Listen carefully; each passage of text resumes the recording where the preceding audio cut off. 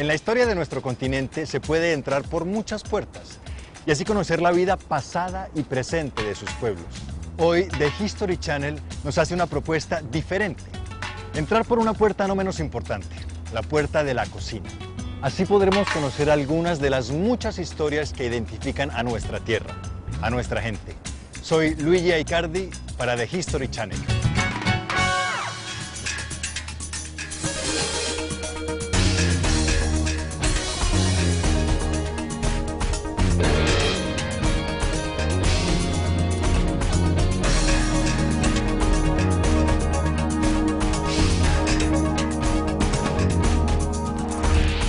Estamos en Medellín, capital de Antioquia, uno de los 32 departamentos de Colombia ubicado al noroeste del país.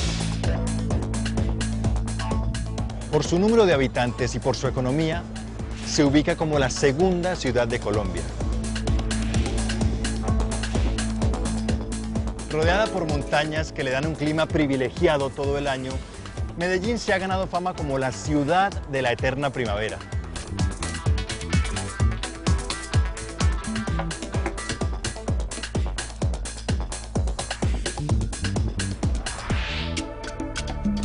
Tierra de los paisas, apócope de paisano, los oriundos de la región aportan su regionalismo a la identidad de Colombia, una nación que se expresa y se reconoce por la variedad de formas en que su pueblo manifiesta su manera de ser.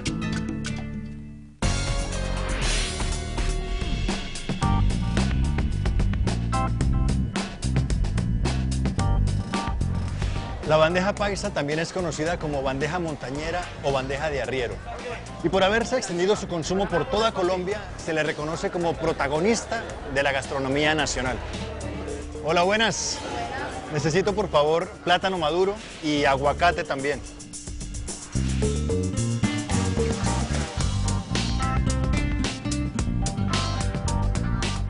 Muchas gracias. Hola. Hola. Necesito, por favor, frijoles cargamanto de estos, del rojo, y arroz. ¿Y huevos? ¿No vas a llevar huevos para la bandeja paisa? ¿Huevos? No, pero la persona que me encargó estas compras no me pidió huevos. Pero bueno, pues si cualquier cosa llevemos.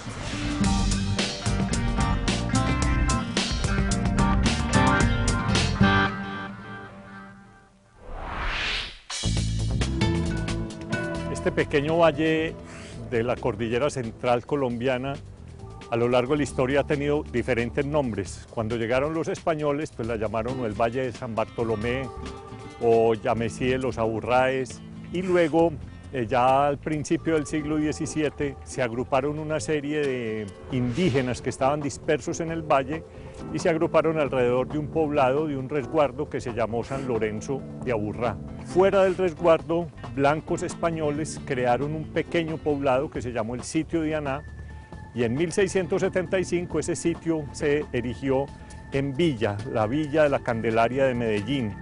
Lleva el nombre de Medellín en homenaje a don Pedro Portocarrero, quien en ese momento era el presidente del Consejo de Indias, y entonces posiblemente el nombre de Medellín viene de Quintilio Metelo Pío, quien era como el gobernador romano de aquella región de Extremadura.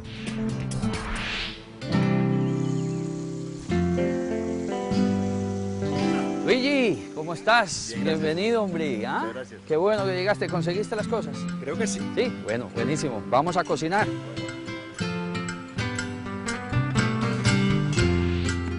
Te cuento que la bandeja paisa es un plato tan regional. Te voy a mostrar una versión clásica, ya con las compras que tú hiciste. Pero esto está súper bonito. Estos chorizos, a diferencia de los españoles, son chorizos frescos, no tienen curación. Por eso no borran su sabor a ajo, cebollas, especias. Les decimos aquí en Antioquia, no me olvides. La esencia de la carne antioqueña, el chicharrón se consume, yo creo que todos los días. Muy bien. Y lo más importante, creo yo. Ahora sí, ya me estaba preguntando yo, el rey de los ingredientes en Antioquia, su majestad el frijol. Este es un cargamanto rojo. ¿La bandeja paisa lleva huevo frito? Es decir, la tradicional lleva huevo. Recuerda que esta bandeja es producto de los campesinos que trabajaban la tierra todo el día y huevo le da un toque muy especial. Tanto lo que hoy es el departamento de Antioquia como lo que era la región de Antioquia en otras épocas, una de sus principales características es la pluralidad de ecosistemas, la variedad de geografías, hizo que tuviéramos tanto fauna como flora como recursos minerales muy variados. Un ejemplo muy tradicional para hablar es el tema del oro, explotado por nuestros antepasados, reforzado a través de la explotación en la época colonial y que aún a principios del siglo XX y finales del XIX sigue teniendo un poco lugar. El gran problema de esta región siempre fue el aislamiento. Ubicada en medio de estas montañas de la cordillera central y rodeada de bosques tropicales, era muy difícil la conexión con otros centros urbanos de la colonia. La única forma de comunicación era a través de los caminos de arriería o caminos de herradura, porque las mercaderías se transportaban a lomo de mula o de buey. Entonces se convirtió en una profesión muy importante, eran los empresarios del transporte de entonces, aquellos que iban con una recua de mulas llevando las mercaderías de un centro urbano a otro.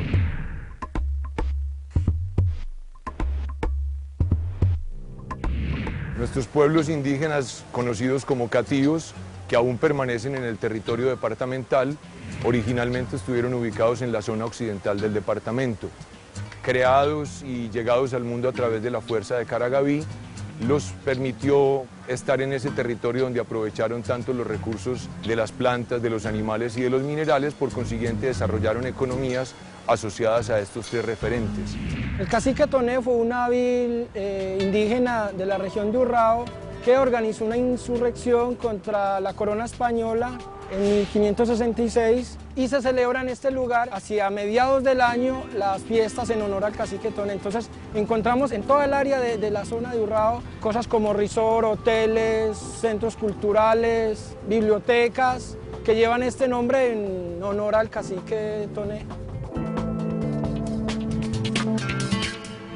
Cuando llegaron los españoles en 1541, un capitán de Jorge Robledo llamado Jerónimo Luis Tejelo ingresó con un pequeño grupo de unos 20 hombres y dicen los cronistas que hubo un choque armado con unos 3.000 indígenas de todo el valle que salieron a detenerlos. Sin embargo, pues por la diferencia de las armas, sobre todo de la pólvora, de los caballos, pues fueron derrotados y entonces ellos se fueron retirando hacia zonas mucho más selváticas, pero luego empiezan a venir colonos españoles o mestizos a habitar este valle hasta que en 1675 se consolida ya la villa de la Candelaria de Medellín. Realmente lo que acontece con los suelos de Antioquia es el resultado de las explosiones de los volcanes del Tolima y del Ruiz. Y esas explosiones volcánicas constituyen una formación de minas de oro y de plata como pocas regiones en el país. Cuando llegan los españoles, observan en la población indígena unos adornos únicos, exclusivos, y hay una persecución y un exterminio de población. Eso exigió a los españoles traer la mano de obra negra para la explotación minera. Los africanos esclavizados en América llegan a Cartagena y luego penetran el interior del país por los ríos Cauca y Magdalena, y allí luego son trasladados a las zonas donde van a trabajar en la minería, básicamente del oro y la plata. La explotación del oro durante la colonia fue fundamentalmente en una comarca que limita con la nuestra, con Antioquia, el Chocó. El lugar donde yo me encuentro ahora es Santa Fe de Antioquia, una ciudad donde se acopiaba la mayor explotación minera y de acá se despachaba el oro por el río Cauca y el río Magdalena hacia Cartagena, y de allí salía a otras partes, digamos, a finales del siglo XVI, principios del siglo XVII.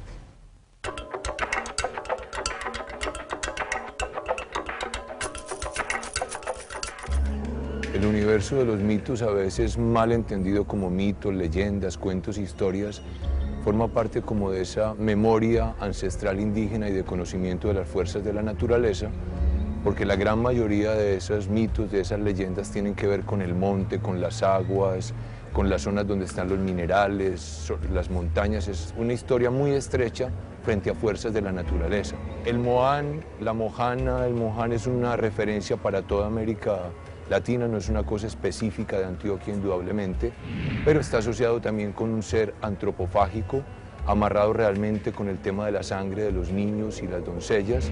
Casi nunca hay la certeza de cómo son ni quién los ve, pero hay todo ese imaginario y toda esa referencia permanente como catalizadores y organizadores del orden social.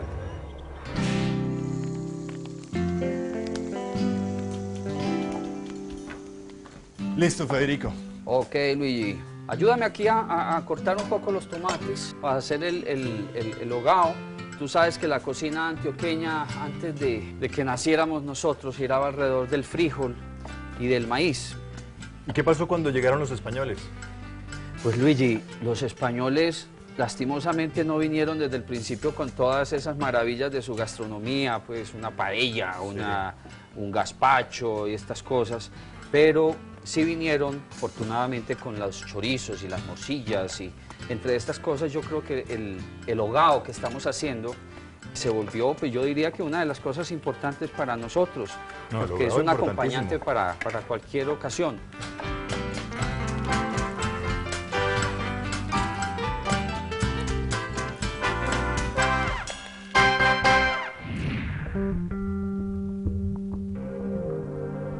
La montaña tiene un significado muy especial para la cultura y la identidad del antioqueño porque ha sido una barrera natural y también ha sido una barrera que lo aísla un poco del país. Antioquia es una comarca extremadamente montañosa, eso nos aisló. La construcción de caminos fue muy difícil. Eso hizo entonces una forma de ser muy aventurera y muy osada. Eso hace entonces del hombre antioqueño un hombre muy particular con respecto al resto.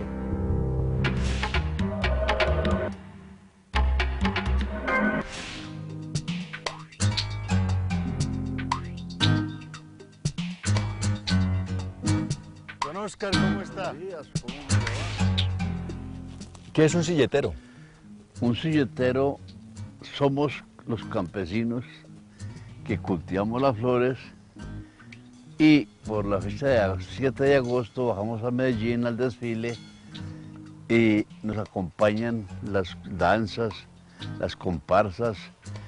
¿Y para qué utilizan la silleta? Las silletas se utilizan para bajar a vender las flores a Medellín ramo a ramo, para cargar señoras en embarazo a tener su niño en los hospitales de Medellín. Se utiliza para cargar bultos de café, canecas con agua en la montaña o cargar leña en los hombros. ¿Cuál es el traje representativo de un silletero? Es como lo vemos acá: sombrero blanco, cinta negra, camisa blanca de manga larga, la ruana o poncho, el carriel, el machete y las alpargatas. Cuando aparecieron los modernos sistemas de transporte, en especial el ferrocarril y las carreteras, el oficio de silletero prácticamente desapareció. Se conservó como una tradición de las regiones frías, aledañas al Valle de Aburrá, que eran las productoras de flores. Entonces se traían las flores a vender a los mercados de Medellín en las silletas que antes se usaban para transportar mercaderías u hombres. Hoy se convirtieron en el símbolo de la ciudad y a partir de 1957 en nuestra feria popular, que se llama la Feria de las Flores, el acto central y más importante es el desfile de los silleteros de Santa Elena, que conservan la tradición de transportar flores a lomo de hombro. Y otro poquito de panela. Claro, está deliciosa. Muy buena. Don Oscar, cada silleta cuenta una historia, ¿cierto? Son 4 tipos de silletas las que se utilizan en los desfiles de silleteros el 7 de agosto. La tradicional, que es la madre de los silleteros o del desfile, de la que hoy somos patrimonio cultural. ¿Cuántas personas desfilan? Desfilamos 500 personas, entre hombres y mujeres y junior y niños. Muchas gracias a usted, don Oscar, por su hospitalidad y espero que nos veamos pronto para ver si compartimos una bandeja paisa. Eso, con chicharrón de 8 patas. Durante el tiempo colonial, Medellín era una tranquila villa que no tuvo mucha importancia como centro urbano.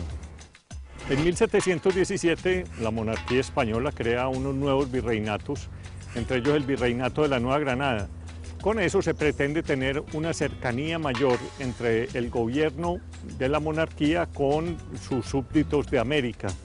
A partir de entonces los Borbones imponen una serie de reformas, una de las cuales es la consolidación de distintos centros urbanos que permitan una interconexión de las distintas regiones con el fin de explotar de una manera más racional los recursos. Medellín empieza a convertirse en un epicentro no productor de oro, sino un centro comercial alrededor de este valle de Aburrá. Por eso empieza a desarrollarse la ciudad de Medellín. En la comida colombiana es infaltable la presencia de frijoles. Los frijoles llamados cargamanto llevan en ellos gran parte de nuestra historia. Luigi, te agradezco inmensamente estos frijoles cargamanto lindos están. Esto es cargamanto rojo. Ahora, yo estoy diciendo frijol, mi mamá decía frisol. ¿Cómo es el proceso de cocción de los frijoles? En Antioquia yo creo que no se usa sino la pitadora, la olla a presión, la olla atómica para ser más familiar. Lo que hace la olla a presión es acelerar, inyectar mucho más calor. Y una vez que pite, se dejan 30, 40 minutos. Luego lo destapamos y comienza el proceso del calado. Parece que ya está listo. Yo creo que sí.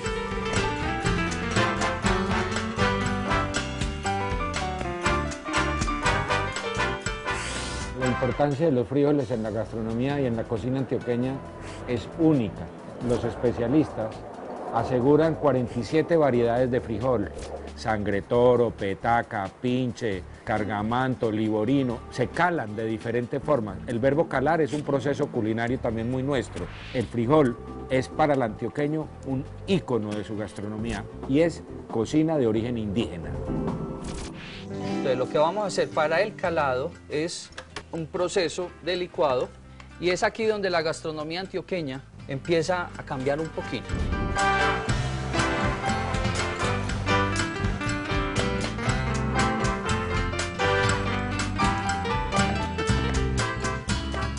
Listo.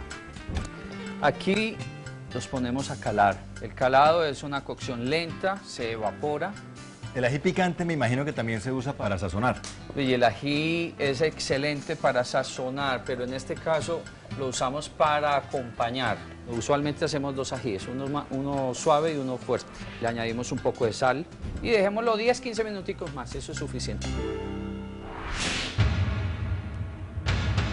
La debacle y la mortandad generada por el deseo insatisfecho de los españoles de producir y explotar las minas de oro para responder a esa demanda económica que implicaba esa empresa de la colonización, fue necesario empezar a importar africanos que entraron en un proceso de esclavización. Los hombres negros que venían de África como esclavos a estas tierras se les separaba por dos razones fundamentales. África es un continente y no un país, y habían diferentes dialectos y muchos de ellos dominaban 2 o 3 dialectos y se convertían en líderes de la población esclava.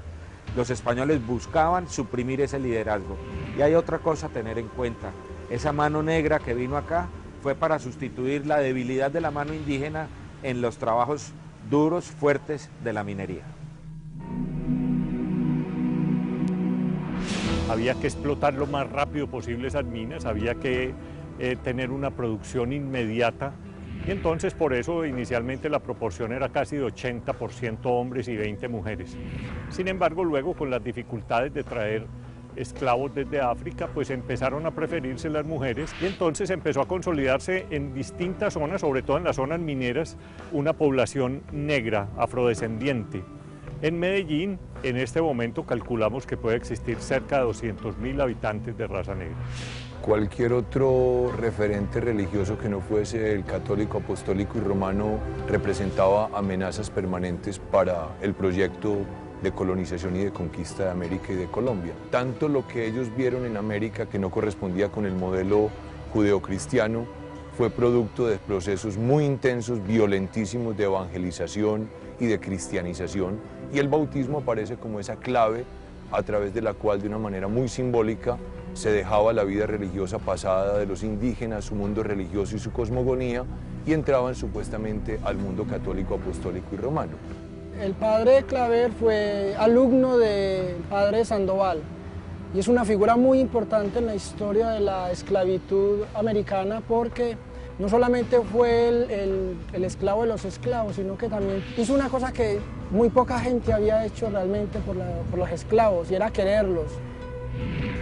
Cuando el 3 de abril de 1662 pronunció su profesión solemne, escribió junto a su firma lo que sería la consigna de su vida: Pedro Claver, esclavo de los esclavos para siempre.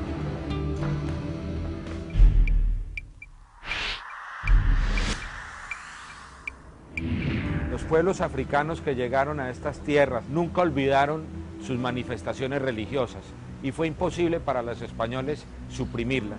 Los cantos de mortuorios, las celebraciones por las pequeñas siembras que hacían, los cantos al agua eran de permanente manifestación casi que cotidiana, y había épocas del año en que eran más manifiestas, sobre todo en los bailes y en la música.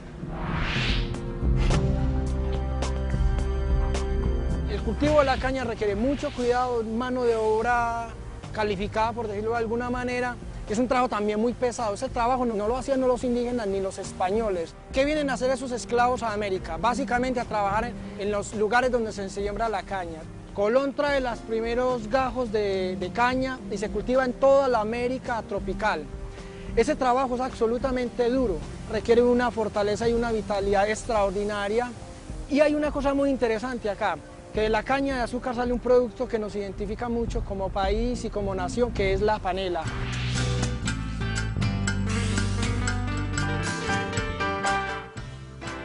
¿Cómo se prepara esta maravillosa agua de panela? Remedio de abuela: agua, un buen trozo de panela de trapiche, un poquito de cáscaras de naranja, astillas de canela, un poquito de clavos, le puede poner un poco de jengibre, lo que a uno le guste. Esto es una bebida importantísima para un resfriado. Anteriormente se usaba rallada en las heridas y generaba tejido. Deliciosa está.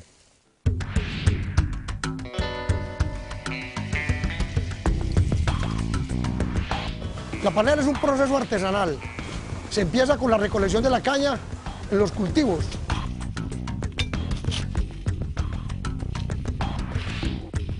Y se trae a la máquina por medio de las mulas. Se almacena en un sitio cercano a la máquina donde se muele. El trapiche funciona debido a la acción del agua sobre una rueda Pelton.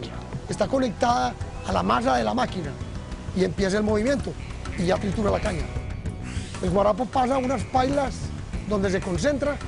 Cuando en esas dos pailas ha hervido el jugo, se pasa al caldero siguiente para que se vaya concentrando el jugo. Y luego ella se va endureciendo. Se le da un moldeo y se coloca cada par en ese molde. En nuestro universo la panela está como base de muchos dulces, pero también se utiliza para preparar y guisar muchas carnes.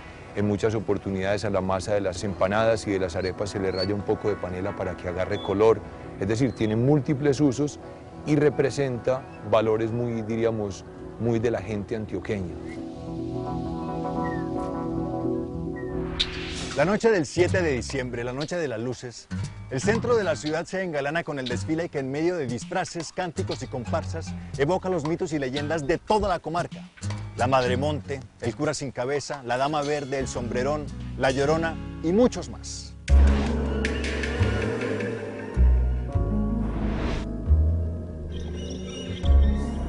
En Antioquia hay muchos mitos, y uno de los que más le gusta a la gente es el de la Llorona.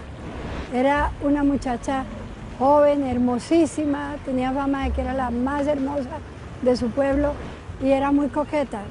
No se sabe cómo ni con quién quedó embarazada, pero ella no quería dedicarse a tener un hijo y tampoco quería la deshonra. Cuando el bebé nació, lo tiró al río. Pero luego comprendió lo que había hecho y de tanto remordimiento lloraba y lloraba, y de tanto llorar y tanto caminar por ahí, la ropa se le volvió a harapos, tiras, el pelo le creció en greñas, la cara se le puso horrible, abotagada, hinchada, se fue poniendo vieja y quedó horrorosa y murió. Y entonces la gente dice que en luna llena ella sale otra vez a buscar a su hijo el espanto, el fantasma de la mujer asusta a los hombres y a la gente que la ve.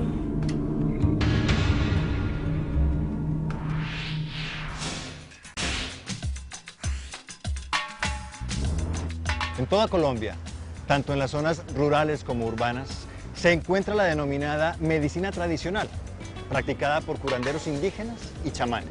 En todo mercado vamos a encontrar un puesto que ofrece hierbas medicinales, collares de chaquiera, corazas de armadillo. También vamos a encontrar conjuros para el amor y amuletos contra el mal de ojo.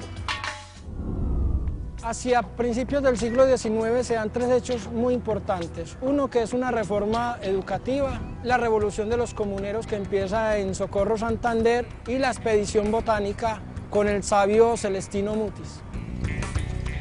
El sabio Mutis va a estar acompañado de unos jóvenes como Francisco Antonio Sea, el sabio Caldas y Jorge Tadeo Lozano, que a futuro van a ser unas figuras muy destacadas en las ciencias del país. Hacia 1796, el virreinato empieza a tener sospechas de las ideas ilustradas de un grupo de neogranadinos, entre ellos Antonio Nariño y Francisco Antonio Sea, y los envía a Cádiz. Están presos en Cádiz hasta principios del siglo XIX, luego son liberados.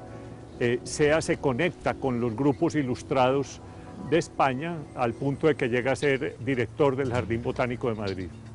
Luego de su paso por el Jardín Botánico de Madrid viene la invasión napoleónica a España. Él acoge el nuevo gobierno francés y luego viaja a París, donde se instala hasta que cae el régimen napoleónico. Él regresa a América y en Jamaica se encuentra con Simón Bolívar, y con Bolívar viaja a Angostura, donde se prepara toda la campaña libertadora, y él es una especie de intendente del ejército, y luego será vicepresidente de la recién nacida República de la Gran Colombia. Cuando el Congreso entró en un acalorado debate sobre los colores que debía componer la bandera de la República, Sea resolvió la situación con un admirable discurso que ha pasado a la historia. Nuestro pabellón nacional, símbolo de las libertades públicas de la América redimida, debe tener 3 franjas de distintos colores. Sea la primera amarilla, para significar a los pueblos que queremos y amamos de la Federación. La segunda azul, color de los mares, para demostrar a los déspotas de España que nos separa de su yugo la inmensidad del océano. Y la tercera roja, con el fin de hacerles entender a los tiranos que antes de aceptar la esclavitud que nos han impuesto por 3 siglos, queremos ahogarnos en nuestra propia sangre. En el centro del pabellón pondremos por escudo la imagen de nuestro cóndor andino, a imitación de los romanos, que colocaban en sus banderas las famosas águilas que conquistaron el mundo. Proclamada la Gran República de Colombia, en 1819, Sea fue nombrado vicepresidente. Juan del Corral en 1813 declara a la villa de Medellín como ciudad. ¿Por qué? Es un punto estratégico que se ubica entre el Valle de Río Negro y Santa Fe de Antioquia, porque aquí están llegando una cantidad de migrantes, una nueva burguesía nacional, departamental, que hace que Medellín se vuelva una ciudad pujante. En la época de la colonia y los primeros 100 años de la República no había papa. Luego se dejó la minería, vino la agricultura y vino la papa, que hoy en día se consigue por todas las zonas frías de las montañas antioqueñas y del país. Pero la papa no era lo único que se cultivaba. No, se cultivaba mucho cacao, maíz, plátano. Esas arepas se ven deliciosas. Y crujientes, probémoslas con hogao.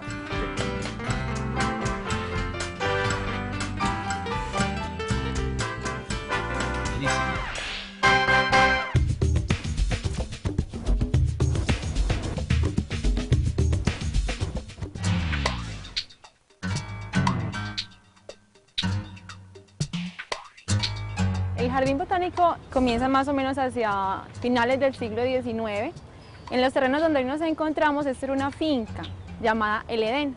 Se inaugura con el primer centenario de la independencia de Antioquia. El Jardín Botánico de Medellín cuenta con diferentes áreas. Tenemos el área científica, en la cual tenemos el herbario, que es el lugar donde reposan las muestras que traemos de campo cuando salimos a hacer exploraciones a los bosques de la región o del país. Tenemos una biblioteca especializada en la flora colombiana y en la botánica en general. El orquidiorama es un nuevo lugar que tenemos en el Jardín Botánico. Está formado por 10 árboles flores, como los llamaron sus diseñadores, esas estructuras de metal y de madera, y en las cuales se están semejando árboles, ¿cierto?, cuyo follaje o sus hojas se expanden y se juntan unos con otros como sucede en el bosque.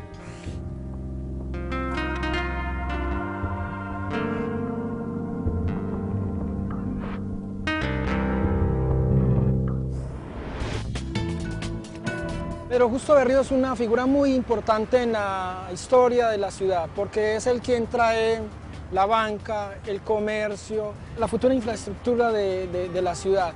Y es además allí donde la ciudad empieza a visibilizarse un poco en términos de crítica, pensamiento, literatura, poesía, las artes en general. La Escuela Santa Cecilia se funda en 1888 y allí se enseñaba solo música. Pero a ella se integra un taller de pintura que estaba ahí cerca del maestro Francisco Bacano, y ahí se forma el Instituto de Bellas Artes. Esto corresponde, digamos, a un espíritu, a una cantidad de hechos y acontecimientos que en el orden económico se traducen luego en hechos, digamos, culturales, y es una demanda, digamos, de escuelas y de institutos donde se pudiera enseñar un poco la pintura, la música, la escultura, y así es más o menos como surge el Instituto de Bellas Artes, que hoy día todavía afortunadamente funciona.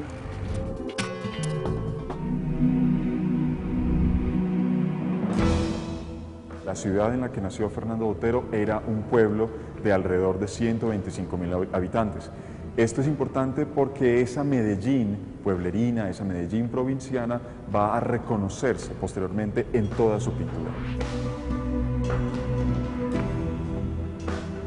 Fernando Botero lo quieren en Medellín. Él nació aquí, se crió aquí, desde pequeño dibujaba. Todos los amigos se burlaban de él porque él no hacía sino dibujar. Fue su hermano Juan David la primera persona que lo involucró en el mundo de la pintura. El mismo Fernando Botero dice que fue él quien se interesó por primera vez en pintar, pero además en pintar toros. Llegó un día que comprendió que se tenía que ir de la ciudad a un área culturalmente más desarrollada. Él se fue a vivir a Nueva York, estudió más en Nueva York y sobre todo desarrolló su producción inicial, empezó a hacer exposiciones en galerías y siguió y ya lo demás es historia. Es muy usual que la gente piense en la obra de Fernando Botero y la asocie con gordura. Cuando uno ve sus figuras escultóricas o pictóricas, pues ante esta distorsión de las proporciones, uno inmediatamente asocia la manera en la que él las pinta con personas gordas. Eso ha llevado, por ejemplo, a que escritores como Mario Vargas Llosa, que es amigo del artista, hable de la manera en la que trabaja Fernando Botero, aludiendo al concepto de la suntuosa abundancia. La presencia de la comida en la obra de Fernando Botero se puede explicar desde dos puntos de vista. En la región de Antioquia tiene un origen bastante campesino y sus demostraciones de afecto son bastante recias, es una cultura de una raigambre bastante patriarcal, bastante machista. Pero además, la comida también es una demostración de la abundancia, y la abundancia en la obra de Fernando Botero es supremamente importante. Fernando Botero dice que sus personajes, que sus figuras, que toda su pintura está más interesada más por el volumen y por la sensualidad antes que por la gordura.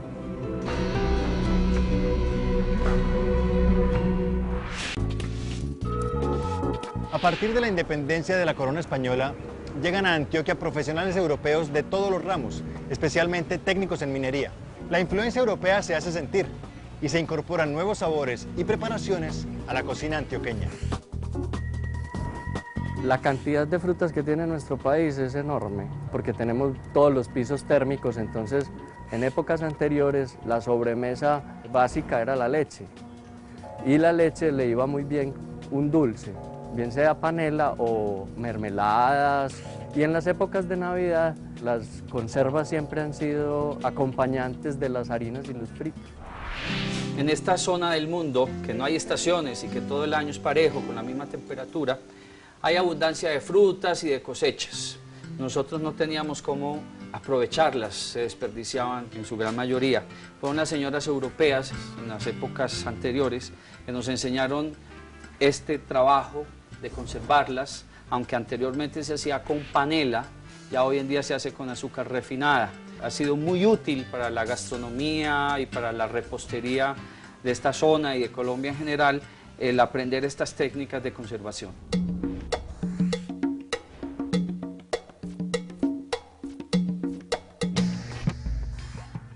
Los aportes propios de la música y la relación de la música y la comida en la cultura colombiana es también manifiesta.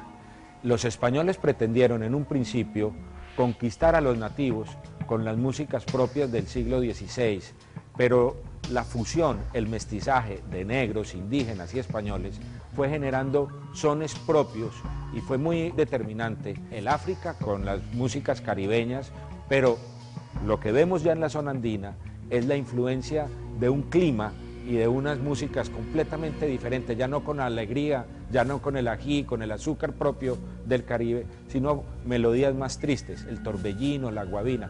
De todas maneras, lo fundamental es que siempre hay una relación en todas las culturas del mundo de cocina y música.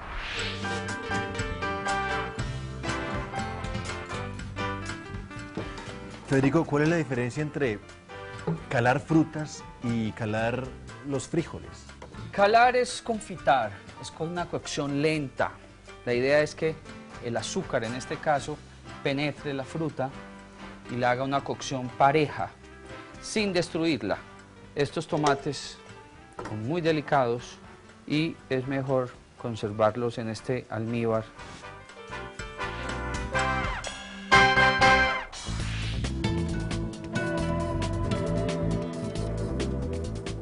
El alfandoque es un producto más de los jugos maravillosos dulces de la caña. Es un punto antes de la elaboración de la panela, propio de las regiones paneleras. Si bien el alfandoque pertenece a gran parte del territorio colombiano, principalmente en el Cauca y en Boyacá, en este último hay un municipio que hace la fiesta del alfandoque en el mes de febrero.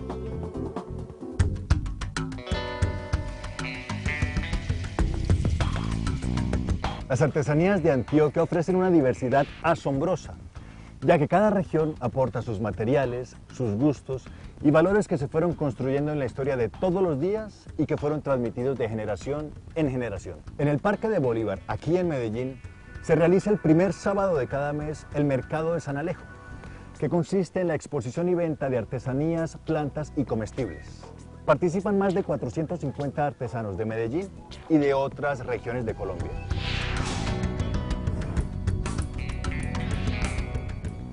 Desde fines del siglo XVIII, a raíz del agotamiento de las minas de oro, una gran masa de la población que vive alrededor de Medellín empieza a desplazarse hacia el sur de la cordillera central.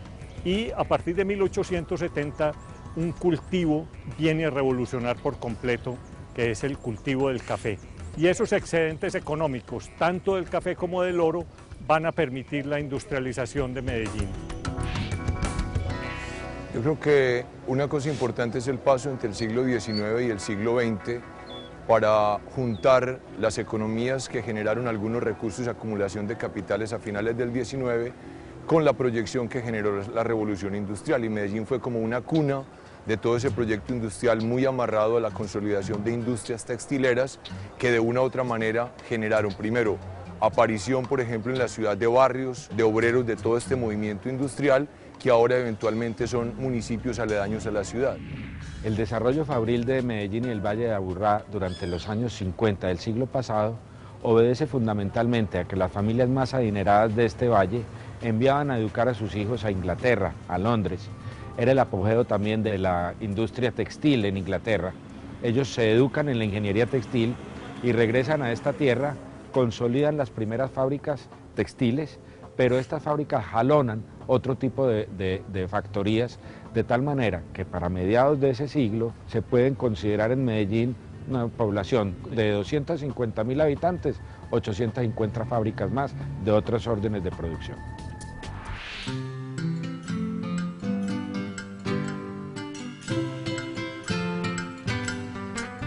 Luigi, Un aguardientico.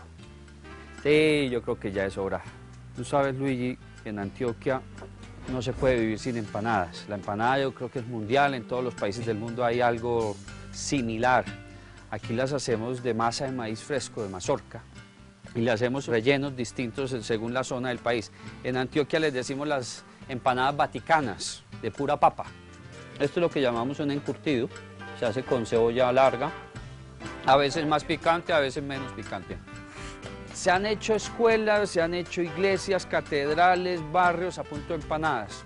Todo el mundo va, compra, deja su platica y esa ha sido parte de la economía de barrio.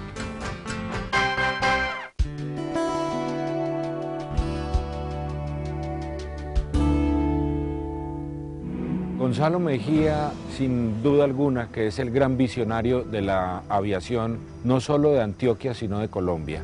Viajó todas estas tierras a caballo y conociendo la dificultad de comunicación, desde muy temprano vio la posibilidad de crear una aviación regional y tal vez patrocinado por alguna subsidiaria de la Pan American de la época, logra consolidar una empresa de aviación que después toma carácter de empresa aérea nacional. A partir de 1932 se funda en Medellín el aeropuerto con el nombre de Aeropuerto La Herrera, correspondiente al presidente que apoyó la idea en ese momento. Tan abundante como su bandeja paisa, que no puede ser contenida en un plato, la pujante Medellín, que no se detiene, ofrece obras de alta inversión, parques, bibliotecas, sistemas de transporte y centros de educación profesionales y tecnológicos. Así la ciudad y su gente en cada avance revitaliza su historia, sus tradiciones y sus valores ancestrales de constancia y empuje. Ese es el aporte de Medellín y así se expresa a su país, a Colombia.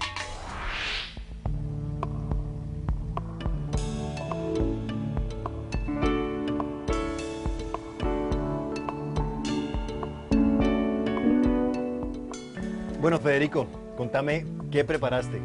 Maravillas de la tierra, las clásicas empanadas antioqueñas, tenemos un chorizo ahumado en parrilla también, chicharrones, tajaditas de plátano maduro, el aguacate, el tomate, las arepitas que no pueden faltar en la cocina paisa.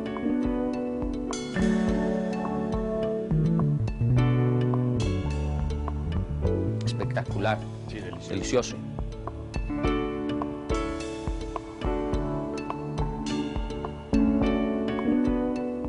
Llegó el invitado que faltaba.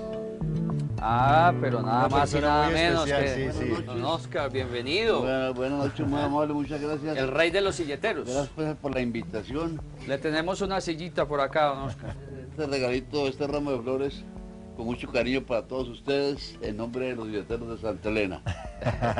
Muchas gracias. Con todo cariño. Bien, muchas gracias. Por favor, siéntese. Venga, siéntese por acá.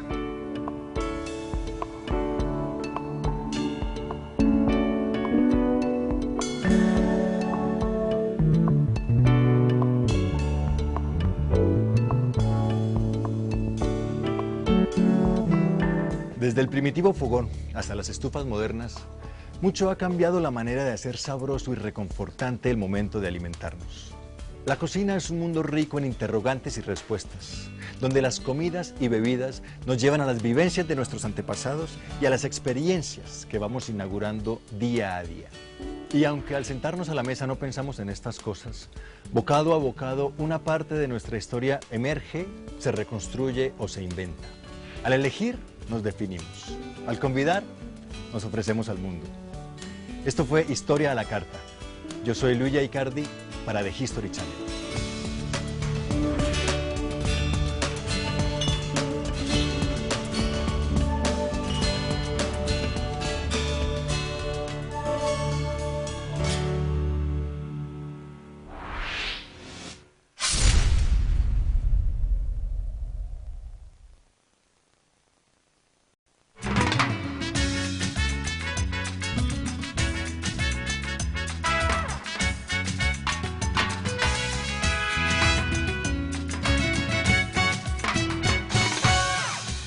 En la historia de nuestro continente se puede entrar por muchas puertas y así conocer la vida pasada y presente de sus pueblos. Hoy The History Channel nos hace una propuesta diferente. Entrar por una puerta no menos importante, la puerta de la cocina. Así podremos conocer algunas de las muchas historias que identifican a nuestra tierra, a nuestra gente. Soy Luigi Aicardi para The History Channel.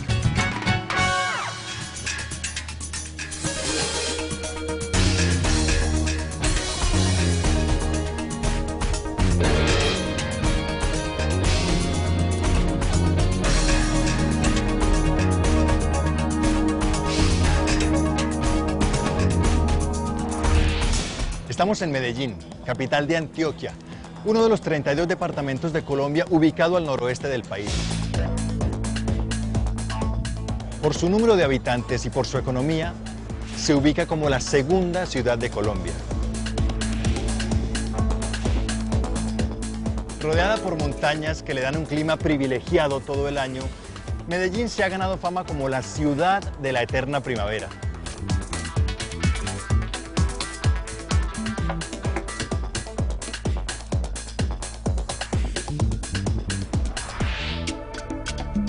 Tierra de los paisas, apócope de paisano, los oriundos de la región aportan su... Estar en ese territorio donde aprovecharon tanto los recursos de las plantas, de los animales y de los minerales, por consiguiente desarrollaron economías asociadas a estos tres referentes. El cacique Toné fue un hábil indígena de la región de Urrao que organizó una insurrección contra la corona española en 1566 y se celebra en este lugar hacia mediados del año las fiestas en honor al cacique Toné. Entonces encontramos en toda el área de la zona de Urrao cosas como resort, hoteles, centros culturales, bibliotecas que llevan este nombre en honor al cacique Toné. Cuando llegaron los españoles en 1541, un capitán de Jorge Robledo llamado Jerónimo Luis Tejelo ingresó con un pequeño grupo de unos 20 hombres y dicen los cronistas que hubo un choque armado con unos 3.000 indígenas de todo el valle que salieron a detenerlos. Sin embargo, pues por la diferencia de las armas, sobre todo de la pólvora, de los caballos, pues fueron derrotados. Entonces ellos se fueron retirando hacia zonas mucho más selváticas, pero luego empiezan a venir colonos españoles o mestizos a habitar este valle hasta que en 1675 se consolida ya la villa de la Candelaria de Medellín. Realmente lo que acontece con los suelos de Antioquia es el resultado de las explosiones de los volcanes del Tolima y del Ruiz. Y esas explosiones volcánicas constituyen una formación de minas de oro y de plata. Producto de los campesinos que trabajaban la tierra todo el día, y Huevo le da un toque muy especial. Tanto lo que hoy es el departamento de Antioquia como lo que era la región de Antioquia en otras épocas, una de sus principales características es la pluralidad de ecosistemas, la variedad de geografías, hizo que tuviéramos tanto fauna como flora como recursos minerales muy variados. Un ejemplo muy tradicional para hablar es el tema del oro, explotado por nuestros antepasados, reforzado a través de la explotación en la época colonial y que aún a principios del siglo XX y finales del XIX sigue teniendo un poco lugar.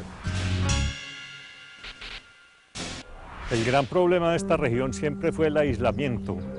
Ubicada en medio de estas montañas de la Cordillera Central y rodeada de bosques tropicales, era muy difícil la conexión con otros centros urbanos de la colonia. La única forma de comunicación era a través de los caminos de arriería o caminos de herradura, porque las mercaderías se transportaban a lomo de mula o de buey.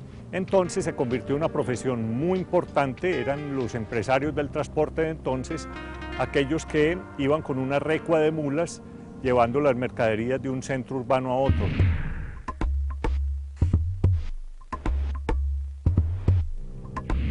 Nuestros pueblos indígenas, conocidos como cativos, que aún permanecen en el territorio departamental, originalmente estuvieron ubicados en la zona occidental del departamento. Creados y llegados al mundo a través de la fuerza de Caragaví, los permitió el nacionalismo a la identidad de Colombia, una nación que se expresa y se reconoce por la variedad de formas en que su pueblo manifiesta su manera de ser.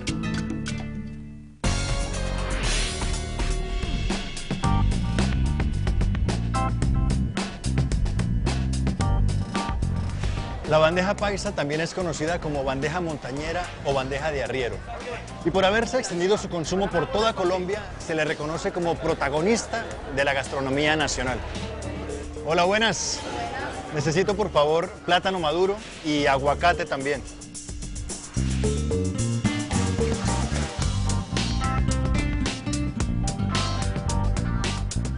Muchas gracias. Hola.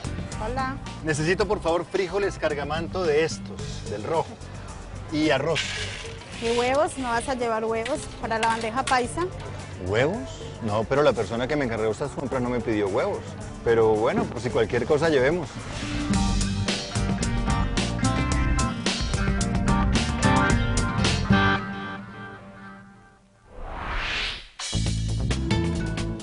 Este pequeño valle de la cordillera central colombiana a lo largo de la historia ha tenido diferentes nombres. Cuando llegaron los españoles, pues la llamaron el Valle de San Bartolomé o Yamesí de los Aburráes, y luego ya al principio del siglo XVII se agruparon una serie de indígenas que estaban dispersos en el valle y se agruparon alrededor de un poblado, de un resguardo que se llamó San Lorenzo de Aburrá. Fuera del resguardo, blancos españoles crearon un pequeño poblado que se llamó el Sitio de Aná, y en 1675 ese sitio se erigió en villa, la Villa de la Candelaria de Medellín. Lleva el nombre de Medellín en homenaje a don Pedro Portocarrero, quien en ese momento era el presidente del Consejo de Indias, y entonces posiblemente el nombre de Medellín viene de Quintilio Metelo Pío, quien era como el gobernador romano de aquella región de Extremadura.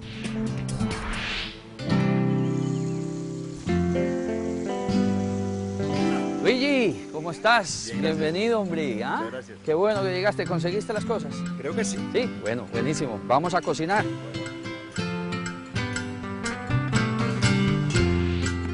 Te cuento que la bandeja paisa es un plato tan regional. Te voy a mostrar una versión clásica, ya con las compras que tú hiciste. Pero esto está súper bonito. Estos chorizos, a diferencia de los españoles, son chorizos frescos, no tienen curación. Por eso no borran su sabor a ajo, cebollas, especias, y les decimos aquí en Antioquia, no me olvides. La esencia de la carne antioqueña, el chicharrón se consume, yo creo que todos los días.